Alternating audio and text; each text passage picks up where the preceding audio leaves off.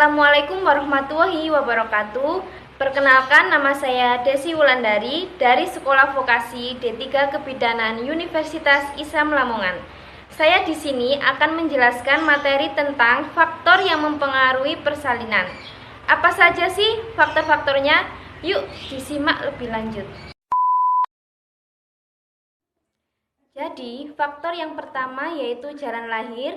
Jalan lahir dibagi menjadi dua bagian, yaitu bagian yang keras, bagian yang lunak. Untuk bagian yang keras terdapat tulang-tulang dasar, panggul, dan kerangka panggul.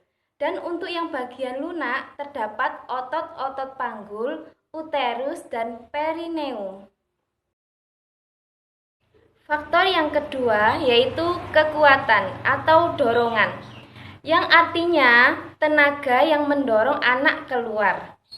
His atau kontraksi uterus ada dua, yaitu his pendahuluan dan his persalinan.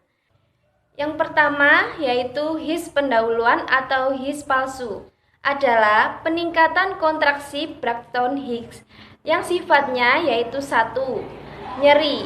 Nyeri ini hanya terasa di perut bagian bawah. Yang kedua, tidak teratur.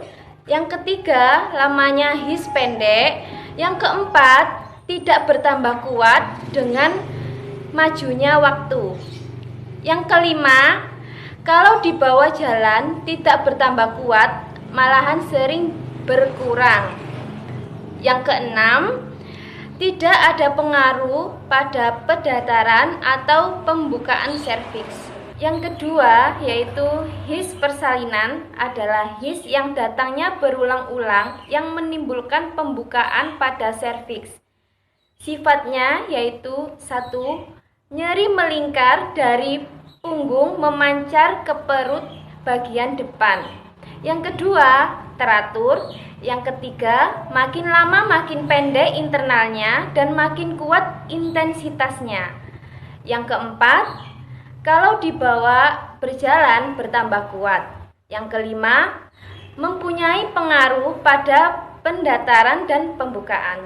His persalinan ada 4, yaitu his palsu, his persalinan skala 1, his skala 2, his skala 3, dan his pengiring skala 4. Untuk faktor yang ketiga adalah passenger. Passenger ada 3, yaitu janin, plasenta, dan air ketuban.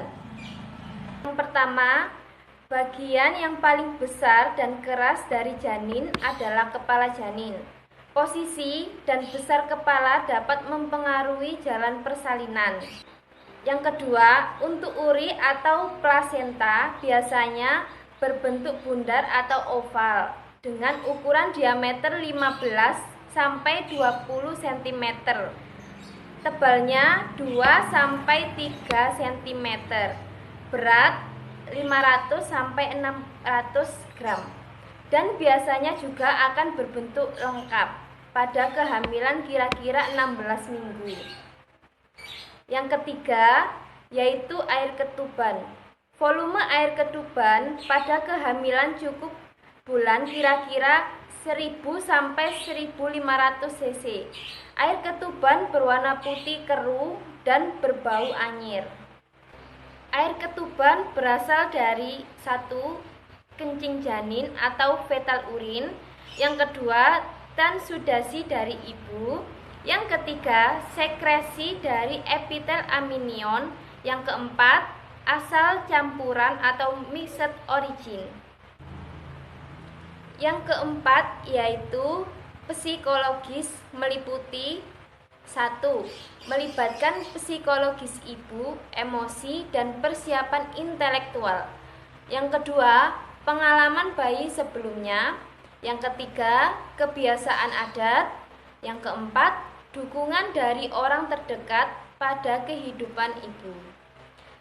Untuk yang terakhir yaitu faktor yang kelima, penolong yang terdiri dari 1 bidan, 2 dokter, dan spesialis yang memiliki skill dan pengetahuan yang cakap untuk melakukan pertolongan persalinan.